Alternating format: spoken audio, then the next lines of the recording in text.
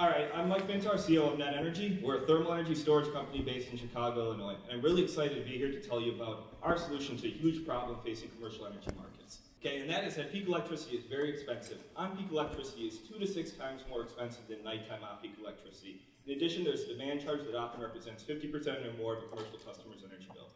And building cooling is the primary driver for these peak electricity prices. The current ways to combat this is utilities build peaker power plants that have an asset utilization rate of 3 or 4% per year, or there are outdated storage technologies such as ice storage.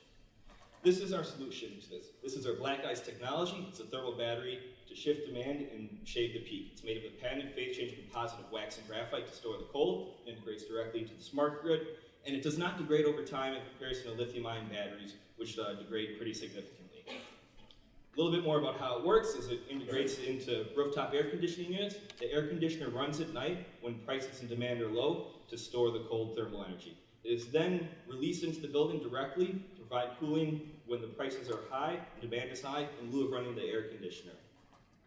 So we've developed a proven prototype. This has been tested and validated by DNVGL, a leading consulting firm in the energy industry. We're now partnered with the Department of Energy's NREL laboratory through the IM2 program for prototype development. We'll be doing the full-scale prototype testing at their thermal testing facility this winter and spring. We'll then proceed to a field test this summer and next summer, and then move towards commercial development. So what's really exciting is the overall target market and growth strategy. So we have an over $3 billion annual market just in the US. It's made up of small commercial buildings with rooftop units, of which there's 2 million in the US. About half of these are located in areas with high demand charges. And this, with about 5 units on average per roof, there's a $5 million unit market, and they're replaced about every 12 to 15 years, so that's about 400,000 units sold annually. We initially plan on targeting retail chains, because once you demonstrate the technology at a single site, it can be rolled out to dozens or hundreds of other sites, and the retail chain can aggregate the savings. Our second growth customer is actually selling directly to utilities for distributed storage, where you can sell thousands of units where they can use this in lieu of peaker power plants.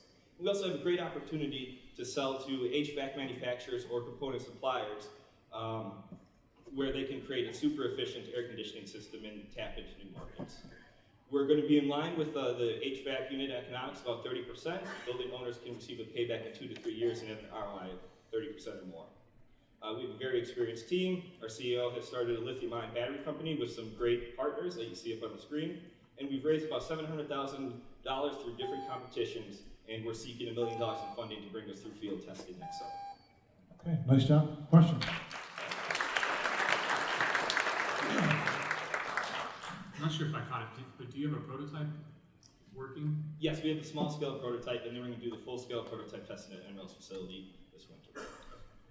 So I guess my basic question then was, like, how efficiently does it store the energy, and how small can you make it? It's very efficient in storing the energy, over 90% round-trip efficiency, but overall it actually requires less energy than a standard HVAC unit, because you store the energy at night when the temperature outside is cooler, so there's a lower ambient temperature, so it requires less electricity to provide the same amount of cooling. In addition to that, it's going to be able to sit on the rooftop, not making the footprint that much larger than the standard rooftop system.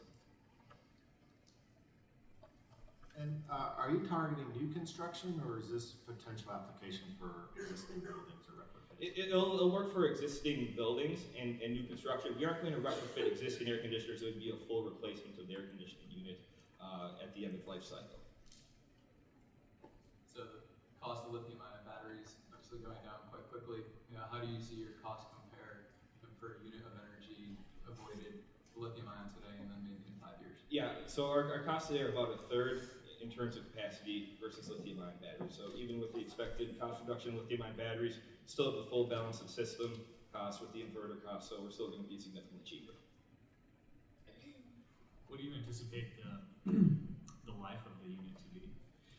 This phase change composite material has been in use in the field for over 10 years, and it's UL certified, so we expect it to outlast the life of the air conditioner unit, which is about 15 years.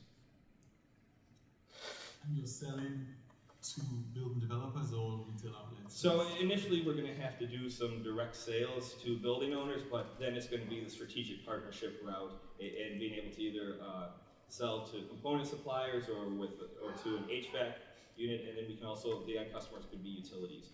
There's been a lot of sales for distributed energy storage to utilities recently. Have you had any, if you can talk about it, have you had any interest from HVAC manufacturers or anything participating in your rounds at the moment? Yes, we've had interest. We've been lucky, fortunate enough that we've won enough competitions that we haven't raised a round, but we're looking to do that right now. So you mentioned Ice Energy. What happened to Ice Energy and why is this better than Ice Energy? The difference is there's a few unique applications for material. Is one, we can control the freezing point to 40 degrees Fahrenheit, so that actually allows for direct integration with rooftop compressors. Secondly, the graphite in our matrix increases the heat conductivity significantly, so we can charge and discharge our system in less than 2 hours, whereas an ice storage solution takes 8 to 10 hours to charge and 6 to 8 hours to discharge. We'll leave it there. Thank you.